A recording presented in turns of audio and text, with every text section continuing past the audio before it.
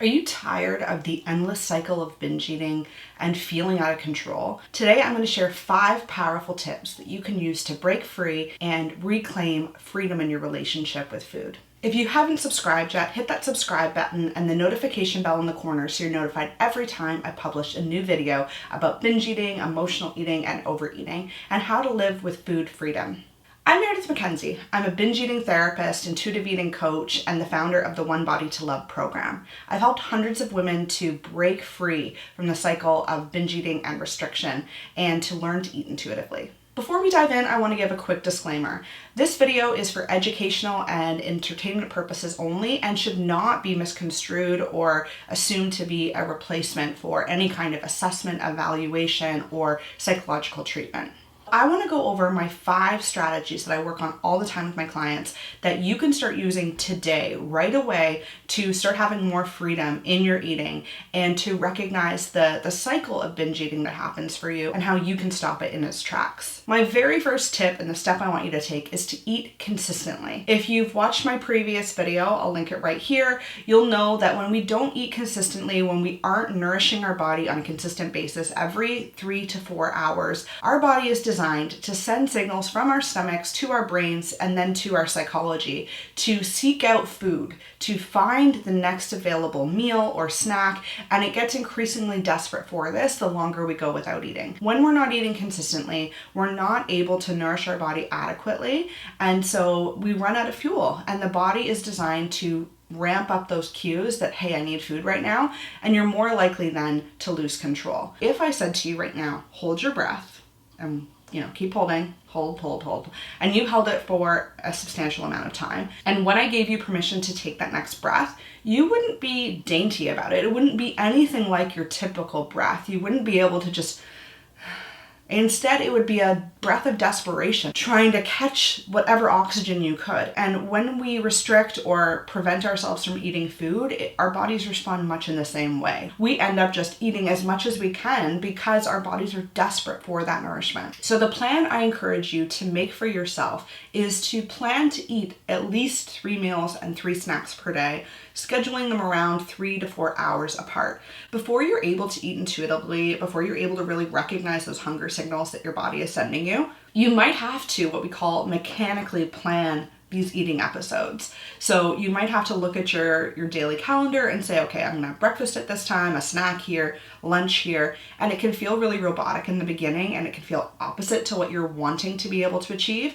But if you aren't aware of your hunger cues and your fullness cues you go way past them once you end up eating, then you're going to have to kind of retrain your body to be accustomed to eating on a regular basis. Adding to this eating on a consistent basis, I also want you to try to include all of the food groups within your eating: carbohydrates, fats, and proteins, so that you're able to give your body all of the different nourishment types and it can feel really satiated. When you're able to feel satiated, your body then isn't going to start looking for another fuel source because it has everything that it needs. So you're already cutting out all of those biological needs for overeating. And yes, maybe there's still some psychological things going on, but it really takes the edge off, and then you're able to address some of those psychological needs better because you're not dealing with your body's biology and that hangry feeling. One of my personal experiences with this that you might relate to is I tend to be a very busy person. I have so much on my plate, things that I need to do outside of the house. I ready myself, I go, I spend a couple of hours doing what I need to do, and then suddenly the hangry feeling comes on and I'm like, where is the next drive-through? I need food now. Usually that's because I haven't nourished myself before I go out and run these errands. Instead, I'm so focused on what it is that I need to get doing that I'm very much in my head. I'm not attending to the cues that are happening within my body. And so I don't make eating a priority. Instead, what I do now is I will say, okay, I know it's inconvenient. I need to sit down and have something to eat. I'll eat something before I go out, and then I always make sure I pack something with me that will have multiple food groups in it so that I'm able to eat on the go when the need arises rather than relying on whatever is out there in the wild, wild west. My second step for overcoming binge eating plays into the psychological aspects of what happens when we emotionally eat and binge eat.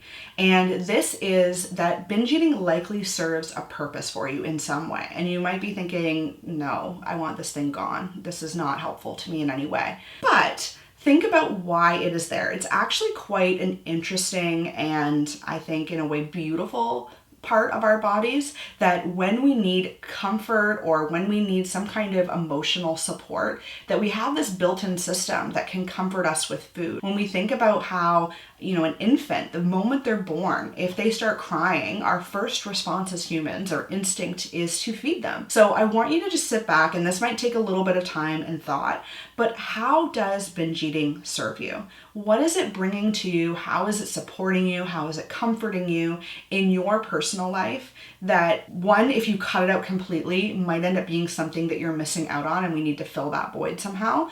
But also, what purpose is it serving, so that we can start addressing some of those concerns. A really good way to get a handle of this and a lay of the land, so to speak, is to pay attention to any patterns or triggers that might be happening for you. And it can sometimes be hard to think back after the fact, so I very much recommend journaling.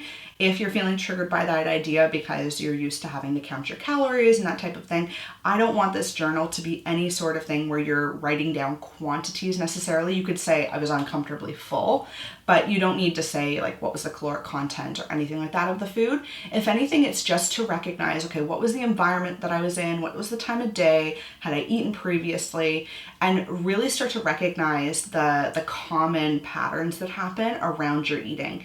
If you're wanting, something quick and easy, I'll provide a link in the description box down below, but I've created a mindful eating log that can do just this for you. It can be a tool that you just carry with you, have in the kitchen or something like that, so that you're able to keep track of what the triggers are that are coming up for you and some of those variables that might help explain what binge eating serves for you. As I can give a personal example, when I was living on my own independently, no roommates anymore, I realized how lonely I was, that I actually very much craved the company of other people.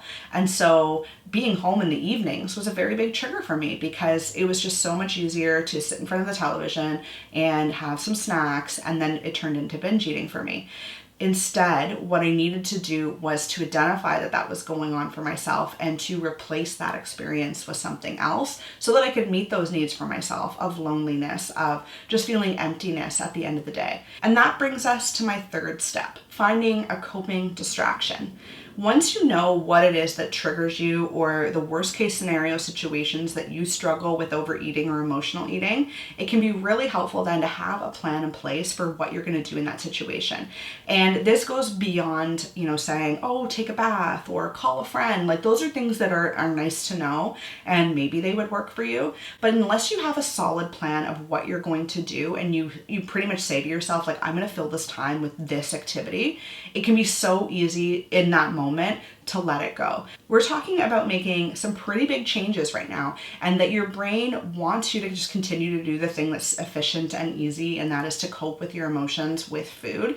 And so when we're trying to make these changes, it can feel as though you're going against the grain, that you're having to truly build new neural connections within your brain of how you cope with a difficult situation. So having a plan in place where you're not having to think about it in the moment, especially when emotions are starting to run a little higher, can be so helpful. These are things that are either going to distract you on an emotional level, distract you on a cognitive level so that your mind is really focused on them, or also distract you physically. A lot of people will say having your hands busy, having your body busy, some kind of movement in your body can be really helpful, but also having something that just draws in your attention on a higher level than sitting in front of the television. You think about how most of us will end up emotionally eating. We're usually just relaxed, we have completely gone offline, and then we just eat in those situations. Maybe you need to go somewhere else where you're able to do that relaxation. Maybe it's inviting a friend over to be able to sit and relax, or maybe it is going to yoga and doing just a relaxing yoga session so that you're able to just relax there and try something new. I'm not suggesting that you're putting any of these activities into place to avoid eating. I think a lot of strategies can sound like, if you use them in the wrong way, like using your powers for evil, as I like to call it, No, we are trying to be able to make decisions for ourselves when our emotions are not running high. In some cases, that does mean removing yourself from the environment, going for a walk in the evening. And like I said before, in my personal example, I recognized that a lot of my eating had to do with the inactivity and the loneliness that I was feeling in the evening. So scheduling time with a friend to get out and do something. I ended up taking some different fun classes that I really wanted to try, and I felt really intellectually stimulated by those things. Or even just going to a coffee shop and working on some of my research was another way that I was able to just switch up the experience that I was having. I would love to hear from you. What strategies have you tried to curb your binge eating, and which ones have you found to work the best for you? Let me know in the comment section down below. The fourth step is to eat a satisfying meal. When we are not just biologically or physically restricting ourselves, if we are mentally restricting ourselves, we give ourselves this idea that there are certain foods that we should or should not have, that there's foods that are good and foods that are bad.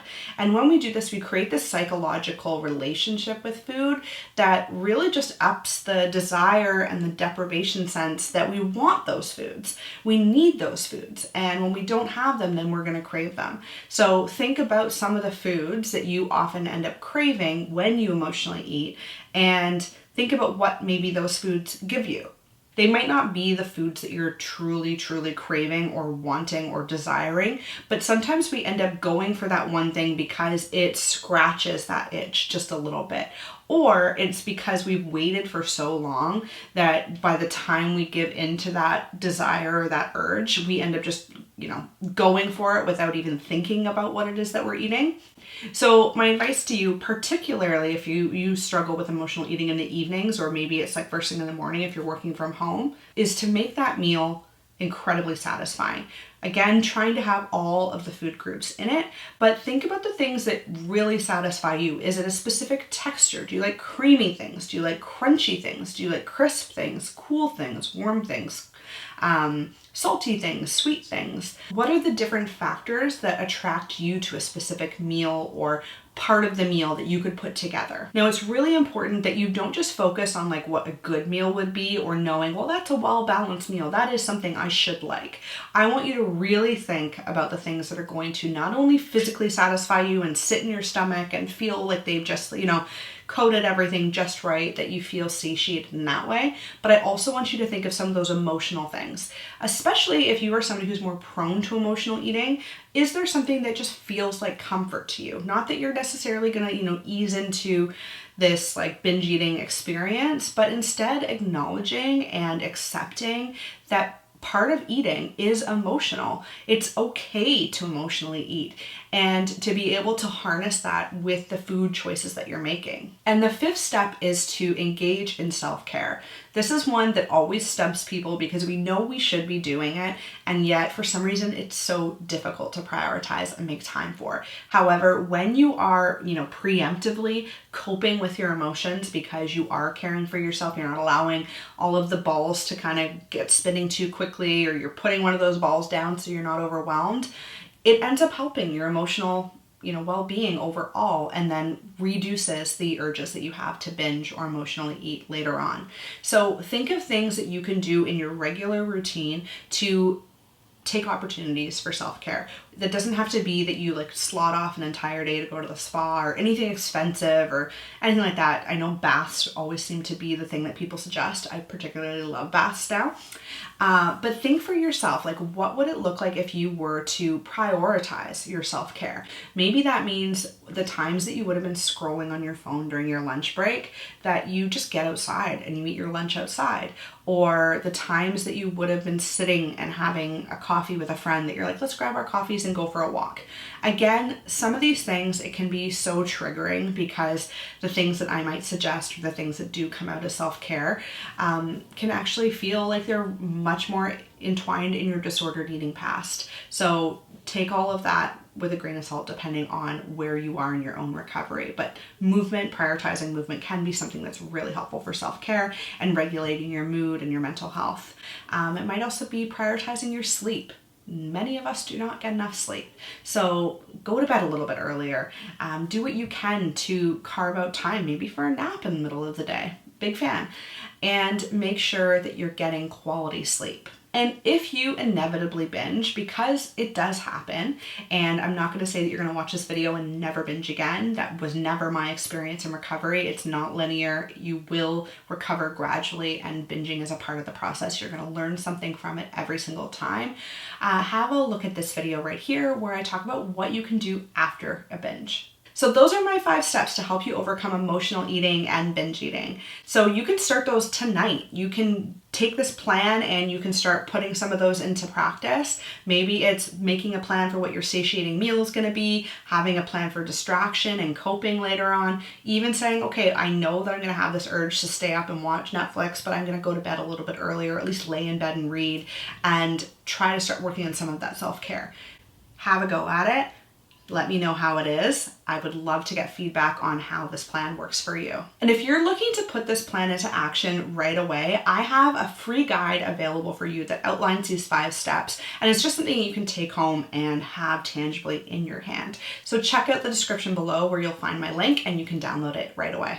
Thank you so much for watching, and if you found these tips helpful, give this video a thumbs up and don't forget to subscribe to the channel so you can continue to follow along and learn from me on how to overcome binge eating and embrace intuitive eating. And hit the notification bell so that you're notified every time I publish a new video. And check out this video right here. I think it's going to be really helpful for you in supporting your food freedom journey. I'll see you in the next video.